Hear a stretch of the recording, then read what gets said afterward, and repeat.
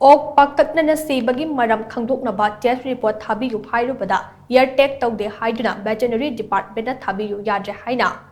hayen sorok karongdage pig farmer sagol sem robinna phongdurukle Manipur Press Club ke Changjing Hall da pangthokpa pawgi mifam amada wafam asi phongdokladuna mahakna makhachana hai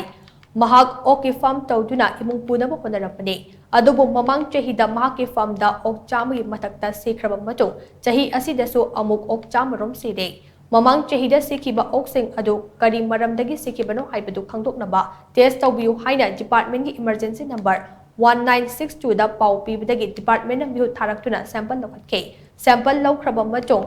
wafam amata khangan laktabadagi officer chatuna unarubada sample adu dumit masing yamkhibana thaba yadre makha tana oksi rabadi pau pira u haina phongdurake tungda chahi asigi august 13 da amuk ok chamarom sirakpadagi test tawbina bahajake Maduda sample adu Guwahati da thagadaba oirabade sel oina lupa lising amaga chamanga changani haina phongdorakpaga loinana siriba oksing adu eartech tawdrabade test tawba yaroi haina phongdorakhibani haina so mahakna makha chana phongdokhe postmortem gi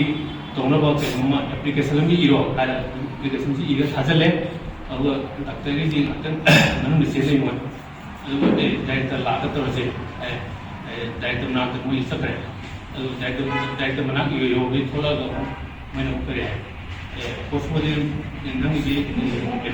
ya tikin to gi na postmortem to gi yar wa ai ho dai ya tikin to postmortem to gi yar do ta di kari gi mamang ai pham da la ga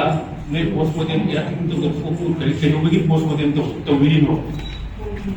adu gi sampai ke gi puli no adu moi mangkuna na har ge farmer ge du hai bi leke adu ngasi kudakta moi na pukhalwan pukhale asuga mai to ge di ek tasina mai farmer mo ai gi di na pi chahi da jo mai na oksa me muthe sigi adu handak sum to chila ai post kari ro hai do ai khangning ge ba